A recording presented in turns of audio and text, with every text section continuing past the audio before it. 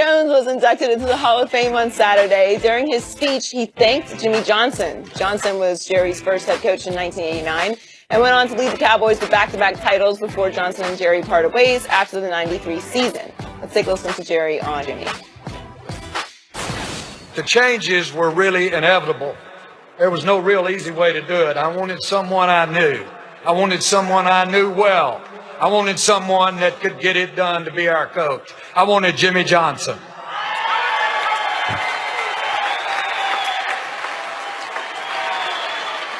I said he'd be worth 5 first-round draft choices or 5 Heisman Trophy draft winners. Of course, I should have did get laughed out of town when I said it. It was my first experience as an owner and a general manager in making a difficult and very unpopular decision. Jimmy, it was a great decision.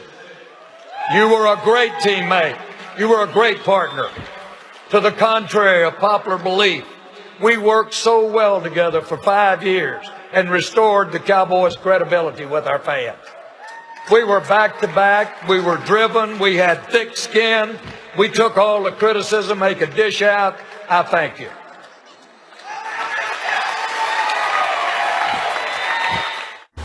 After the ceremony, Jerry talked about their reported strained relationship and said, our differences, while they were certainly visible in magnitude because of the nature of it, if you really look at our friendship over the years, there's just not that much to fuss about. And so it was pretty easy to reflect back on his contribution and what he meant.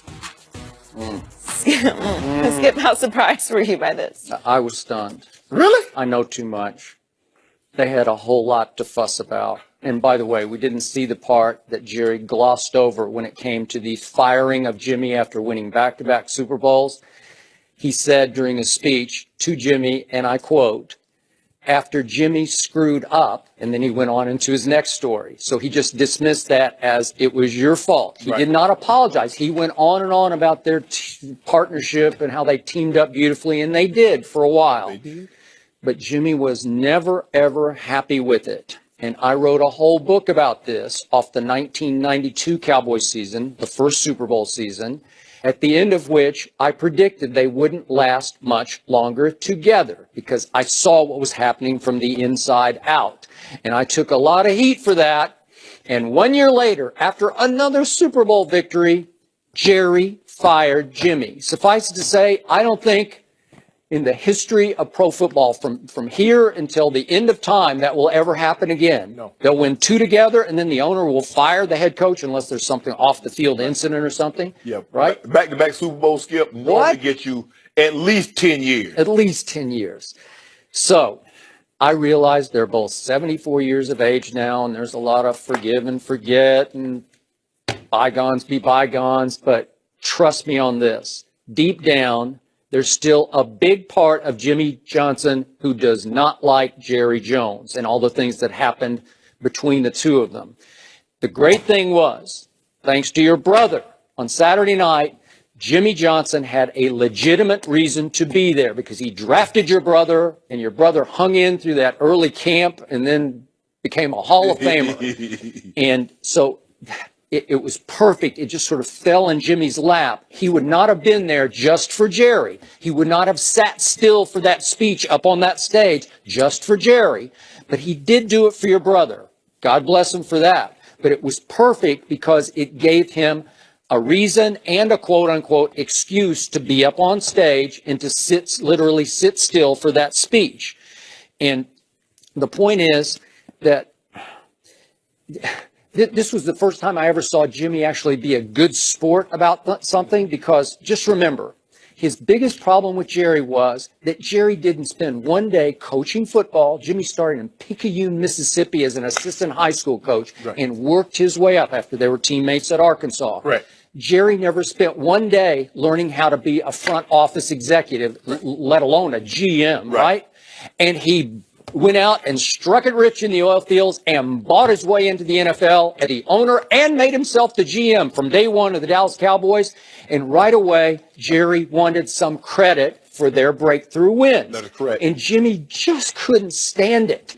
And Jimmy began to make little asides to the media. And then, worse, he did have a boss, whether you liked it or not. His name was Jerry Jones. That guy at Arkansas was a walk-on, sort of overachieving, but he did start at offensive guard for their national championship team. But in front of front office staffers, in front of assistant coaches, he began to shame and ridicule the owner, Jerry Jones. Right. And it culminated with, after they won their second Super Bowl, at the league meeting, the assistant coaches were all at a restaurant around a big table, the whole group of them. Jerry walked up, picked up a drink, and proposed a toast to the Dallas Cowboys. And at the end of the table, Jimmy Johnson sat like this and wouldn't pick up his glass. And he proposed it again to the Dallas Cowboys. And Jimmy sat at the end of the table and just glared at him. And Jerry slammed the drink back on the table, walked straight out of the restaurant bar, went back to the hotel, gathered the reporters and said, I'm going to fire Jimmy Johnson and hire Barry Switzer to coach the Cowboys. And they thought he maybe had a couple of too many drinks. Right. And you know the rest of the story. That's exactly what he did. So the blood got so bad at that point that for me, having lived it inside out, to watch that from my couch on Saturday night was stunning to me. It made me feel good. It had a feel goodness to it, but I still believe there's a big part of Jimmy that'll never quite get over what happened. Skip, I think the thing is, I'm not really surprised because I believe time healed all wounds. Mm-hmm. And I also believe that it's a lot easier to move on when you don't have to come in contact with that person very often. Like you said, he was at this event because Jason asked Jimmy to be his presenter. He did. So there's a great chance, I don't know, maybe Jimmy would have swallowed his pride and said, you know what, I'm not gonna let the bad outweigh the good. I'm gonna go and show my support. But Skip, when you don't have to see somebody regularly, you don't have to come in contact with them because Jerry lives in Dallas and Jimmy's on the water in Miami. He is. And they're not coming in contact very often. Yeah. I don't know how often they get together with those first two Super Bowl teams. I don't know how often that happens, or does Jimmy come back? And also remember this, Jimmy's still on a level playing field because he isn't just good on our Fox broadcast. Yeah. He is great. Exactly. He's become an institution on that show to me. So you're sort of 50, you're looking eye to eye with Jerry. And you're looking at a guy that really built the Cowboys from the ground floor because they were awful. As you mentioned, when Michael got there in '88, they were terrible. Yep. They got Troy in '89. They were terrible. They were like an expansion team. Yeah, seriously. And so Jimmy just kept building and kept building because he knew the guys that were coming out of college. Because a lot of them he coached again and he tried to recruit. So he had like a 3-year span, a 4-year span. Like okay, if I get an opportunity, I'm gonna get that guy. Skip. But I think both of these guys are looking back, can't help but think what could have been. Because they could have been the Patriots before the Patriots were the Patriots. Because this is what you got to understand. They won 2 Super Bowls. They won those back-to-back in 92 and 93, Skip. Michael, Troy, and Emmett was in their prime. Yep. They were 1 year apart. They were at their apex. And Jimmy and Jerry wanted, Jimmy wanted the credit and Jerry wanted the credit. You see? Coach. And by the way, Jerry deserves some of the credit. He pulled off the Charles Haley trade from your rival 49ers that put them over the top. He did go sign Dion that helped them win that would be after Jimmy. But if you look at Mr. Kraft, Mr. Kraft ain't worried about how much credit. All he does is want the Commissioner Goodell to hand him that Lombardi. He's a guy that says, okay, Coach Belichick, you're the one that's grinding. Tom and the players, y'all doing that. I want y'all to get all the credit. But Skip, you know what? People rarely talk about the fish that they got on the wall. They talk about the one that got away. And that's what we're seeing here because Jimmy and Jerry both know, Skip, what could have been. We're talking about the Steelers of the 70s, 4 and 6 years, or possibly 5 and 8 years. That's what they could have done. Well, no one's won 3 in a row, so they could have at least won 3 in a row, and I think 4. You're talking about immortality. And I don't know if they're going to allow Jimmy because I think Jimmy is a Hall of Famer. You look at what he did. Sure. He probably should be in the Hall of Fame. Throw the college in too. Yeah, and it's just for me, Skip. I don't think about the Super Bowls I won.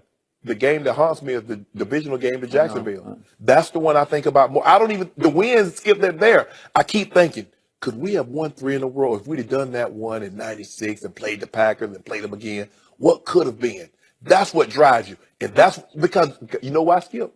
Because Jerry realized how hard it is. He got that one in '95, and he hasn't been close in over 2 decades. And he's looking back too, like, Yeah, we got 3. I got 3 of these. There's 5 total. Yeah. But we probably should have 7 or 8 of these Okay. things up in here. Just remember, these are 2 men with huge egos and quick triggers. Yes. Tempers. Yes. And that's it. After a while, it's going to be a finite lifespan. Something's going to happen. Were they close in college? No. They were always, everybody talked teammates. about they were roommates, and they were only roommates because their names fell in perfect alphabetical order. So they got paired by Johnson and Jones. Right. That's why they're roommates. Egos will get you every time. That's the biggest part of dynasties is managing the egos and being unselfish. When you look at Tom Brady and Belichick and Like Cleveland, huh? like they all have Like the Cavaliers. Well, it's falling apart now. I wonder why. Huh. Egos will get you every time. You got to you keep mean it the in check. team that LeBron left and took his talents to South Beach? That I'm talking about right now. Skip, you know what I'm talking about. now a dynasty? So Kyrie's the only one that has an ego on that team. I'm saying egos when people start to hit. Yes, no, that's what happens. I want more But shots. it didn't surprise me that he had nice things to say about Jimmy. He knew Jimmy was going to be up there. And for the Hall of Fame, you're looking back on your whole career, you're reflecting on everything, you know. You get sentimental with age. But it was Jerry's night to be sentimental. Yes, exactly. And Jimmy pulled me to the side. Jimmy said, "Hey," he said, "I didn't get a chance to watch you on the old show because we were on at the same time." He said, "You're doing a good job." He said, "You know what you're talking about." Did he say that? Yeah, man. Oh. I said, Jimmy, tell me that one more time because I want to tell Skip when I get back home. Trying to butter you up. He said, Your you know- teammates, right? He said, "You know what you're talking about." I do, Skip. We'll leave it there. NFL owner is sending a message to Colin Kaepernick. Rob Parker joins us to discuss that next. And I won't back